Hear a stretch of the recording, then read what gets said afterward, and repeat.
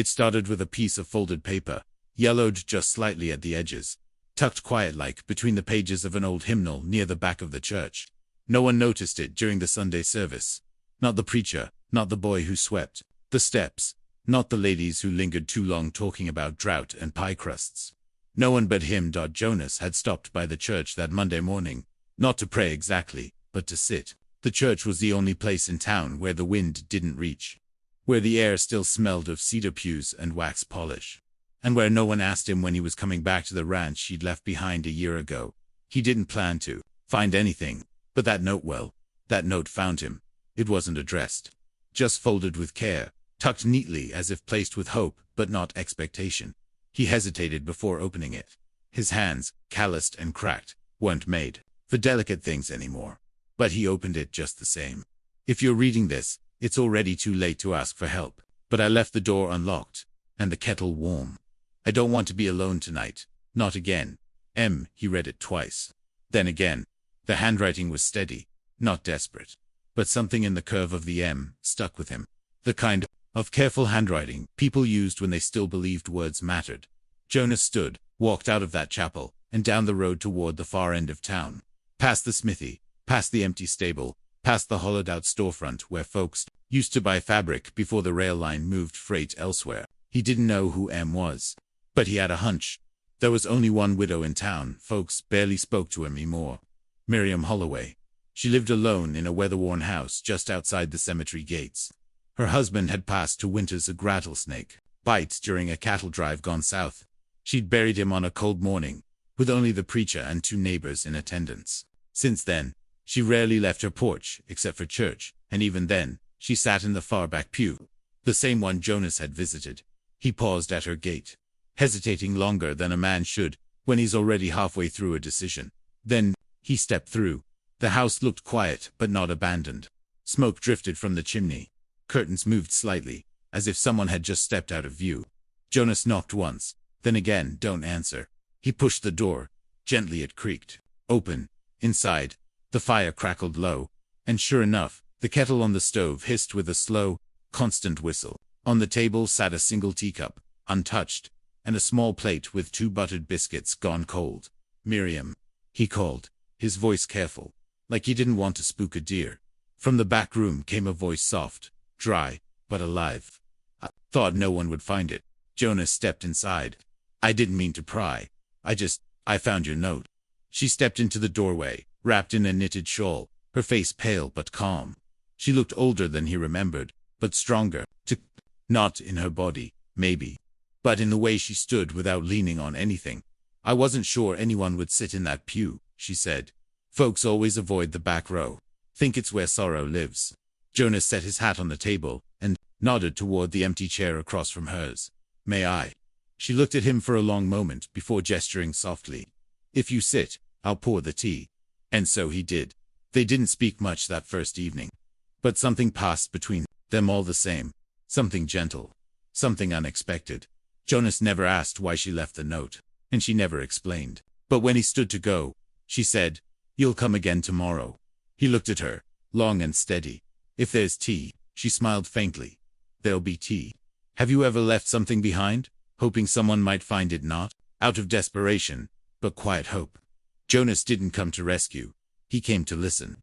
And sometimes, that's the beginning of everything. If you've ever felt the pull of a small act of kindness, leave a comment below. And be sure to follow Jonas Learns what the note really meant, and why Miriam chose that pew on that Sunday. The next day brought wind, not the biting kind that carries snow or sand, but the restless kind that makes shutters creak and laundry dance on the line. Jonas returned to the widow's house just after noon. Coat collar turned up, dust on his boots, and something unreadable in his eyes. He didn't bring flowers. He brought a small sack of flour and a jar of plum preserves, which he placed on her table without comment. Miriam noticed the jar and raised a brow. "Planning to bribe your way into another cup of tea?" Jonas chuckled softly.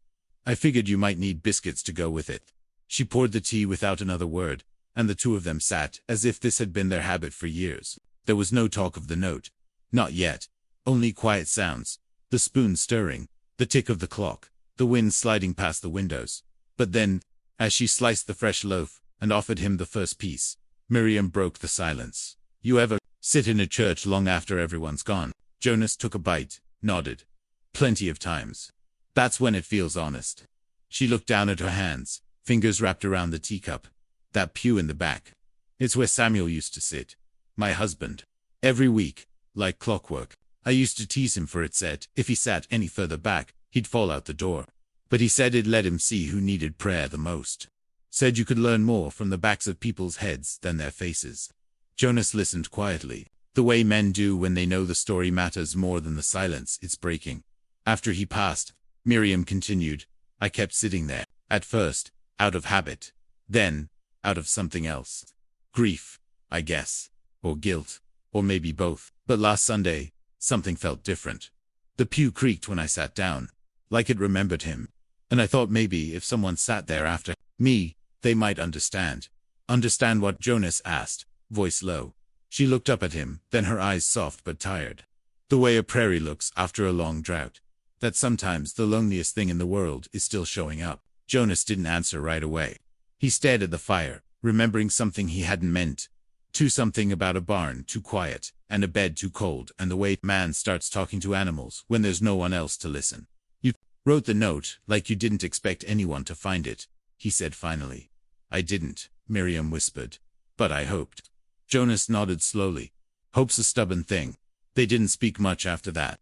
But when he stood to leave, he said, I'll fix that back porch step tomorrow, the one that wobbles. If you're all right with it. She gave a faint smile. If it means you'll stay for supper, then yes. He paused, hand on the doorknob, and Miriam. Yes, I like that pew. Think I might sit there next Sunday. The look she gave him was not quite a smile, and not quite tears, but somewhere between the two. In that quiet place where people begin to heal, Jonas arrived earlier the next morning, just after the fog had lifted, and the light was catching in the dew across the grass.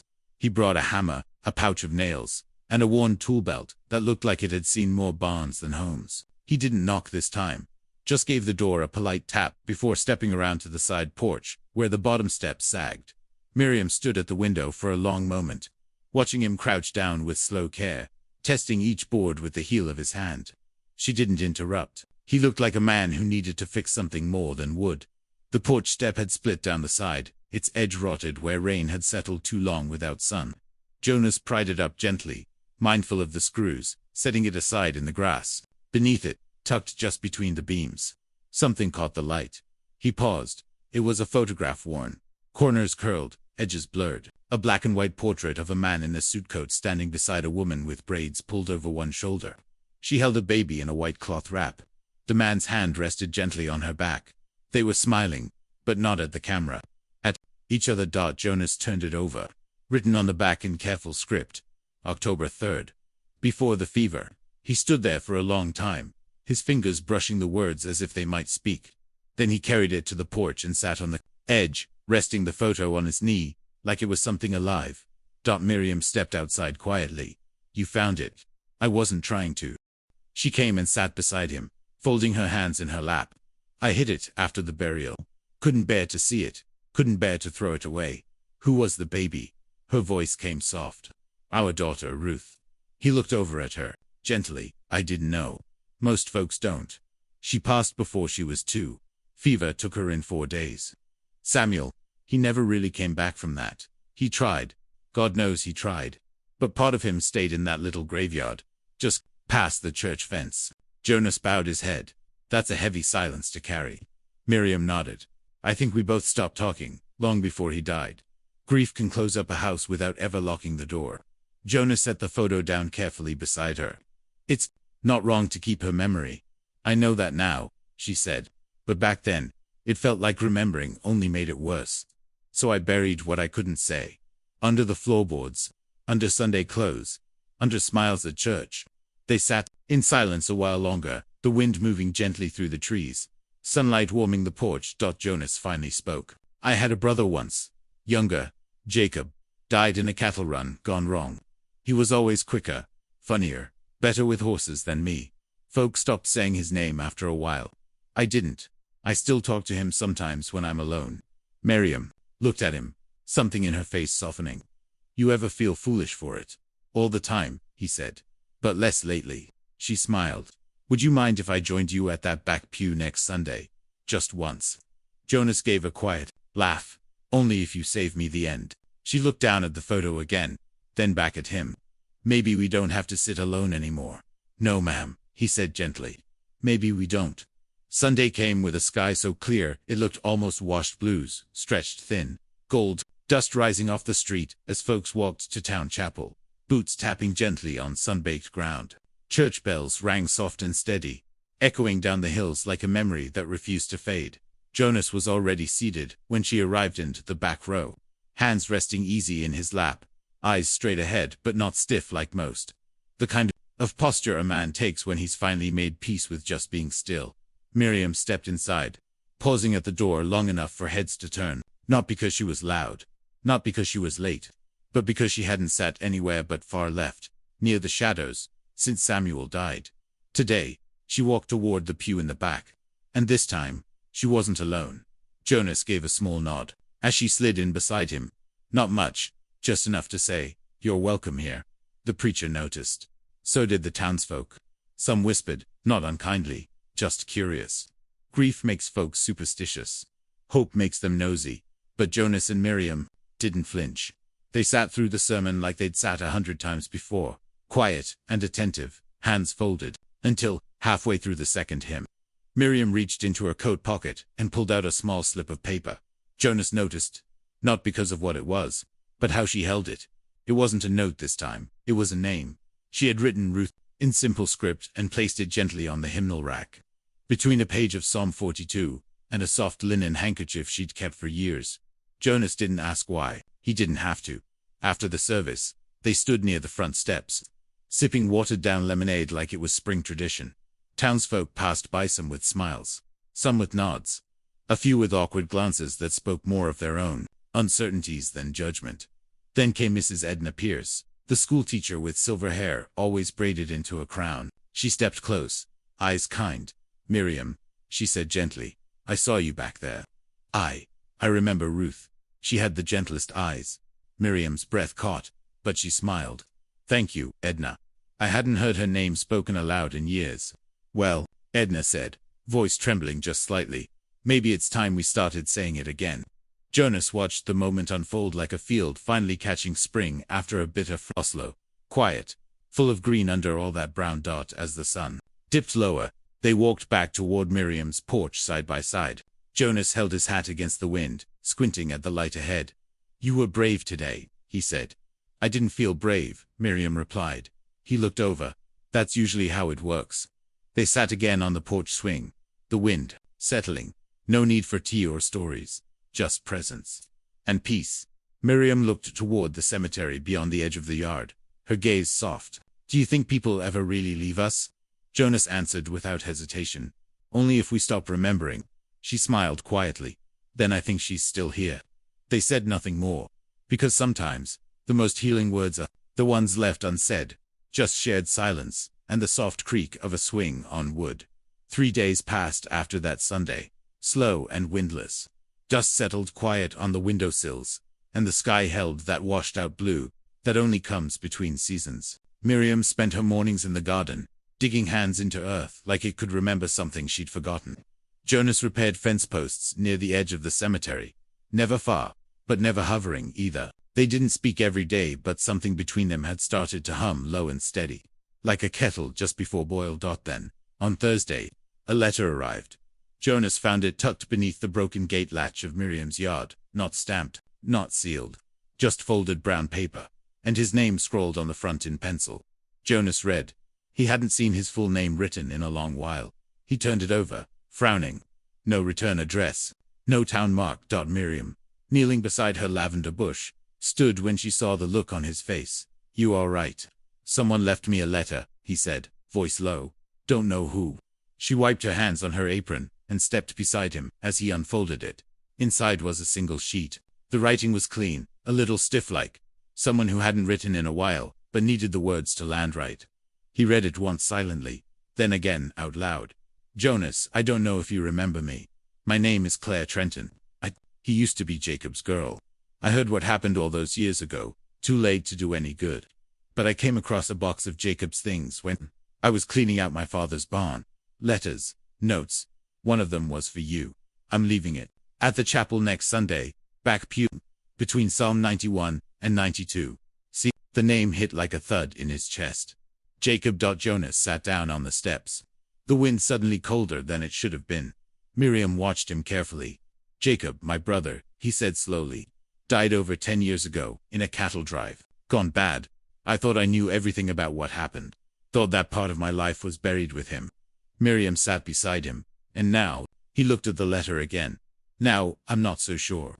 They sat in silence for a moment. Then Miriam touched the edge of his sleeve gently. You going to the chapel Sunday? He nodded. I think I have to. She smiled faintly. Then I'll save our seat. He looked over at her, his eyes softer than they'd been since he read the letter. Back row, of course, she said. It's where the good things find us. That night, Jonas didn't sleep. He sat by the fire in his small room above the barn, the letter unfolded on the table beside a cup of untouched coffee. Outside, the wind stirred the bare branches and rattled the shutters. But inside, something was shifting memories, questions, pieces of a younger version of himself he'd tried to bury but never quite forgot. By Sunday, he'd made up his mind. Whatever Jacob left behind, he was ready to face it. Have you ever found something from someone you lost, something you didn't know you needed until it was in your hands? Jonas thought the past was behind him. But sometimes, memory finds its own way home. Drop a comment if this stirred something in you. And don't miss when a hidden letter in the back pew brings closure and a choice Jonas never expected. Sunday morning carried the scent of dry grass and baked earth, and Jonas found himself standing outside the chapel long before the bell rang. Miriam arrived soon after, shawl wrapped tightly around her shoulders, her hands tucked neatly in front of her like she was holding on to more than just fabric. They said little as they walked in together, past rows of wooden pews and quiet glances. Their footsteps echoed softer than usual. The sanctuary held a hush like it knew something sacred was about to be unearthed. They sat in the back row. Same spot, same old creaking bench. Jonas ran his hand slowly along the hymnal rack, fingertips brushing the spine of the worn Bible tucked there. He didn't look at her, didn't need to. He found the folded letter exactly where Claire said it would be, between Psalm 91 and 92, carefully placed, as though it had been waiting. He hesitated before opening it. Miriam rested her hand on his briefly, just once, a steadying weight. He nodded and unfolded the page. Jonas, if you're reading this, it means Claire found the courage I never had. I'm sorry for what I didn't say, for what I left undone. You were always more of a brother to me than I ever deserved. I didn't die just from that cattle stampede. I died a little the day I lied to you. There's something you never knew. I took the job on that drive not just for the money, but to cover your debt.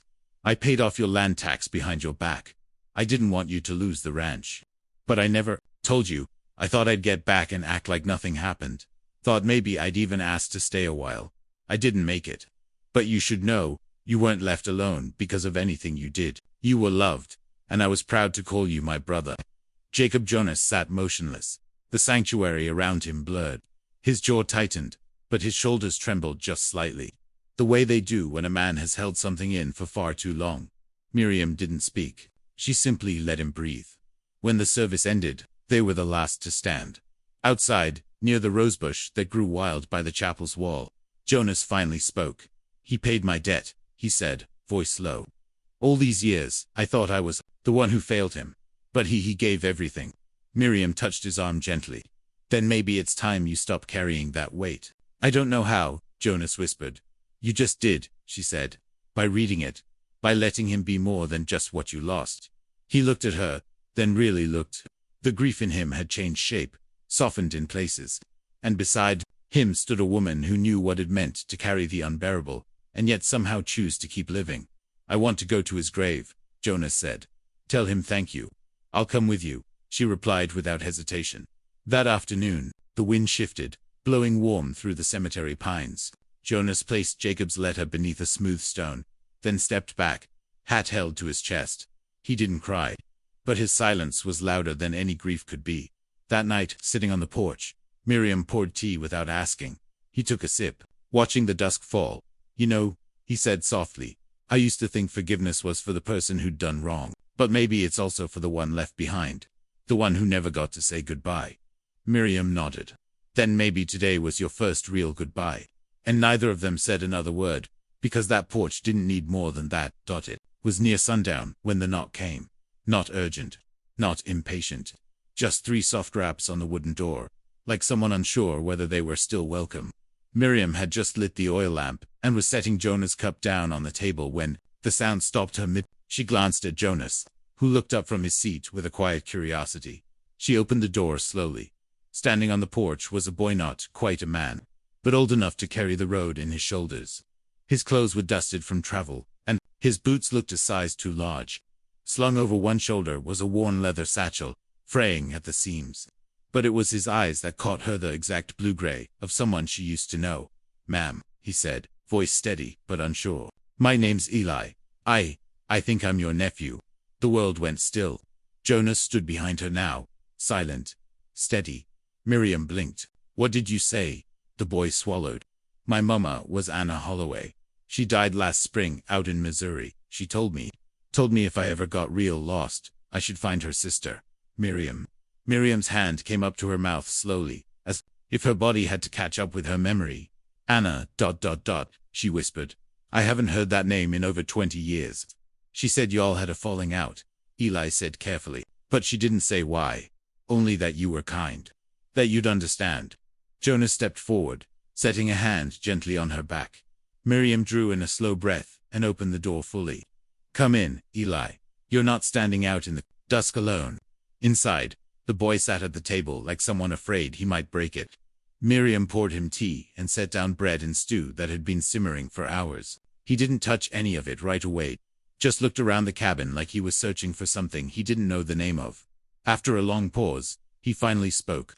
"Mama used to talk about this town like it was some kind of map. She lost said it hurt to think about, but it was home once." "She never wrote you?" Miriam shook her head, voice thin. "No, I suppose I didn't write her either." Eli nodded, then reached into his satchel and pulled out a small, folded square of paper. "She left this for you." Miriam's hands trembled as she took it. The handwriting was still familiar, delicate and curved. "Miri, if I had been braver, I would have come myself. I never stopped loving you, even after the fight. I was foolish and proud. You were always softer and stronger than me. I hope this finds you when you're ready, and I hope you'll remember the days when we were girls, running barefoot near the creek and whispering secrets under quilts. Love you forever. Anna." By the end, Miriam's hand covered her mouth. Tears lined her eyes, but they didn't fall, not yet. She set the note down beside the lamp and looked across the table at the boy who carried it. "Do you have anywhere else to go?" she asked gently. Eli shook his head. Jonas spoke quietly. "Then maybe this is where you're meant to be." Miriam nodded slowly. "You'll stay here with me, if that's all right." Eli finally took a bite of bread, nodding too quickly, his eyes still glossy from holding everything in. Later that night, when the boy was asleep on the old cot near the fireplace, Miriam sat out on the porch, arms folded tight across her chest. Jonas joined her, holding 2 cups of warm cider. "He's got her eyes," he said softly. Miriam nodded, and something in his voice. "Sounds like our father, stubborn, gentle." They sat a long while like that, the wind brushing past them like old songs. "He brought more than a letter," Miriam finally said. "He brought me back a part of myself." Jonas smiled faintly. "Sometimes family finds you when you're not looking," and with that, they sipped cider in silence. 2 souls a little fuller, and a home no longer quite so empty. It didn't take long for word to spread. By Monday, folks at the mercantile were whispering over sacks of flour and bolts of cloth. By Tuesday, the saloon talk had shifted from card games to the boy staying at Miriam Holloway's. And by Wednesday, a few church ladies with too much time and not enough grace were already speculating where he'd come from and what sort of woman takes an astray at her age. Miriam heard the whispers before she saw the stairs. At the general store, the blacksmith's corner, even outside the church, fed small looks, tight smiles, and words that stopped just short of kind. She hadn't lived a loud life. But grief, like a long shadow, made people curious.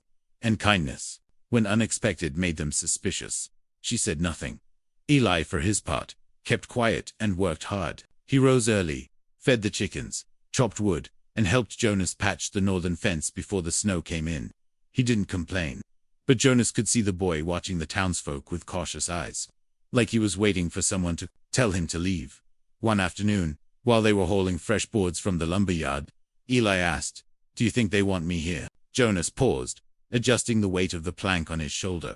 "Some do, some don't. That's true just about anywhere." Eli nodded, but said nothing more.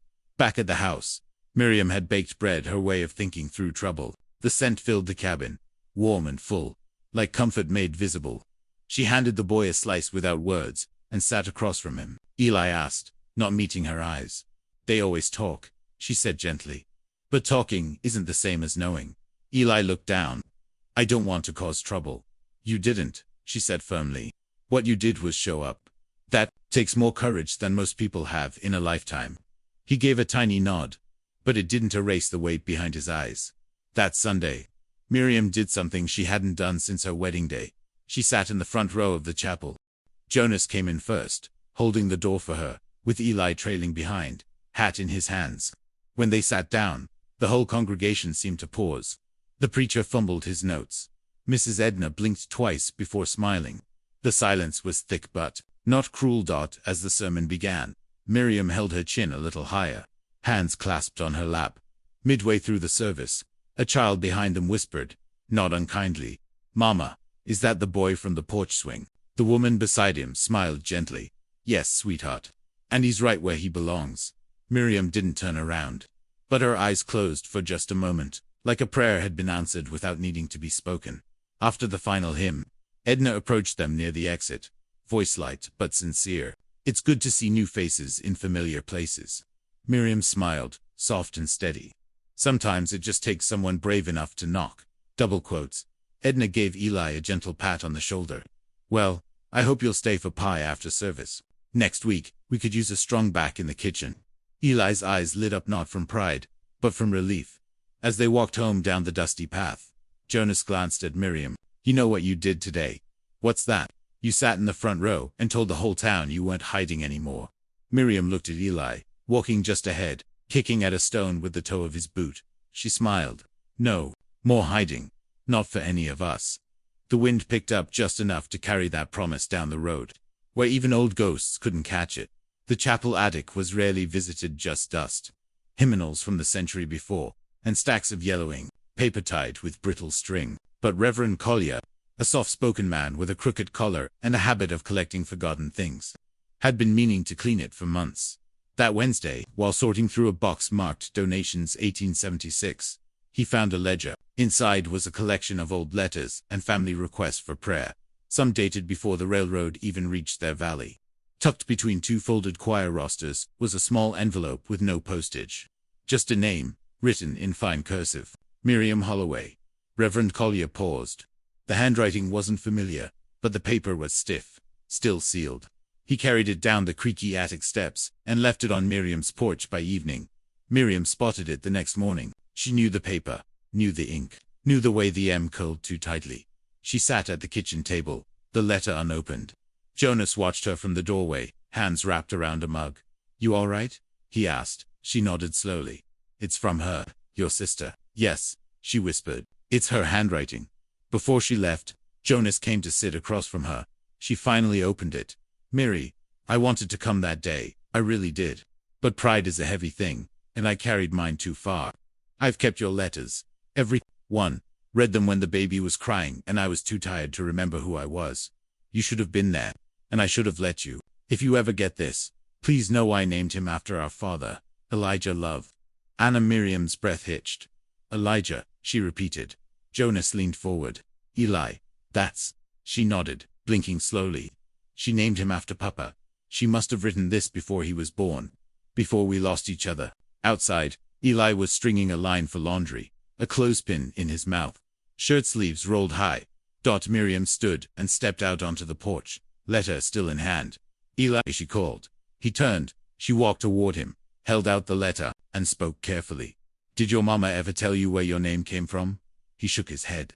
"No, just that it was an old name in the family. It was our father's name, yours and mine." Eli looked at her, something quiet and searching in his eyes. "You and me," she said, "we're more than a story someone left behind. You're a piece of all of us, of Anna, of me." He looked down at the letter. She loved you. I know that now, Miriam said. And I'm sorry it took me this long. He stepped forward, wrapped his arms around her small frame, and, for the first time since he arrived, called her something he hadn't yet dared. Aunt Miriam. She closed her eyes. Inside the house, Jonas stared at the spot where the letter had been at. The way time had folded in on itself to offer something whole again. That evening, the three of them ate dinner by candlelight, not because the power was out, but because the soft glow made the silence between them feel like comfort instead of absence. After the meal, Jonas looked at the boy and said, "You know, there's a winter fair in Hollow Creek this weekend. I reckon you've never been." Eli grinned. "Never even seen a real fair." Miriam smiled. "Well then, I suppose it's time you did." Outside, the wind moved gently across the porch swing, rocking it just enough to remind the world someone lived here now. Someone who wasn't hiding. Winter came soft that year like it, too, was trying to be gentle. Snow dusted the rooftops and settled along fence rails, not in fury, but with a hush of forgiveness. The town quieted. Horses moved slower. Fires burned longer, and for the first time in years, Miriam's house was warm, even before dawn. Eli had taken to waking early, stoking the stove before she even pulled on her shawl. Jonas stayed most nights now, in the small room near the barn, though no one had said aloud what it meant. It didn't need saying. Belonging, once earned, speaks loud in silence. On the morning of the winter fair, the three of them walked the snow-packed road together, their boots crunching in rhythm. The sky hung low in silver. A soft fog rolled in off the hills. Eli carried a bundle of firewood to trade, and Miriam wore her dark green shawl, the one she hadn't touched since Samuel passed. Jonas wore a new coat, though he hadn't said where he got it. The fair was modest strings of lanterns, barrels of cider, tables stacked with knitted gloves, carved whistles, and bread still warm from early ovens. Laughter drifted like smoke, for a place often muted by grief. It felt like something had finally turned. Eli was drawn to the whittling stand, watched an old man carve a horse from a branch like it was a sacred thing. Jonas bartered for honeycomb, and Miriam found herself standing beside Edna Pierce at the quilt table, fingers brushing old patterns. "You know," Edna said softly, "I wasn't sure I'd see you out again." Miriam smiled. "I wasn't sure either." Edna leaned in. "That boy, he's changed you." Miriam nodded. "He reminded me I'm still alive." At the bonfire, folks gathered to sing carols. Eli sat between them, cheeks red from cold eyes. Bright when the music arose, he sang low and soft, not quite sure of the words but steady. Miriam listened to the harmony beside Harili's newness, Jonas's quiet strength, her own voice shaking loose after too many seasons gone still. On the walk home, the snow began to fall against low, large flakes drifting like old memories, returned for a visit. Eli looked up, face turned to the sky. "Feels like everything's different now," he said. Jonas chuckled. "That's because it is." Miriam reached out and took the boy's hand in hers, squeezing gently. "Not passing through anymore," she said. "You're part of the story now." Back at the cabin, they lit the fire, brewed tea, and sat close. Not out of necessity but choice. Miriam pulled out a small wooden box from the shelf. Inside were letters, photographs, one of Anna holding baby Eli, her smile faded by time but still visible. "I want to make sure you know who you come from," she told him, "and who you are." Eli held the photo reverently. "You've given me more than I ever thought I'd have." Jonas raised his cup. 2 second chances. They all raised theirs in turn. That night, after the fire dimmed and the house fell quiet, Miriam stepped outside. Snow swirled in the lamplight. She stood barefoot on the porch, feeling the cold wood beneath her toes. The hush of the land holding her steady. For so long, she'd lived in the past, in what was lost, what never, God said. But now, the cabin was filled with breath again, with warmth, with voices. And none of it would have happened if she hadn't left that note in the church pew. She smiled to herself, one hand resting on the porch rail. Sometimes healing doesn't come in grand miracles. Sometimes it's a knock on the door, a name in a letter, a boy with his mother's eyes, a man who reads what no one else dares to. And sometimes, just sometimes, it's in the quiet sound of staying. Have you ever opened your door, literally or metaphorically, and found something that healed you? This story ends, not with a farewell, but with a beginning. If it touched something in you, share your thoughts below. Was there a moment, a letter, or a person who helped bring you home to yourself? We'd love to hear. And if you've been here through the whole journey, thank you. Truly, Let's keep telling stories that matter.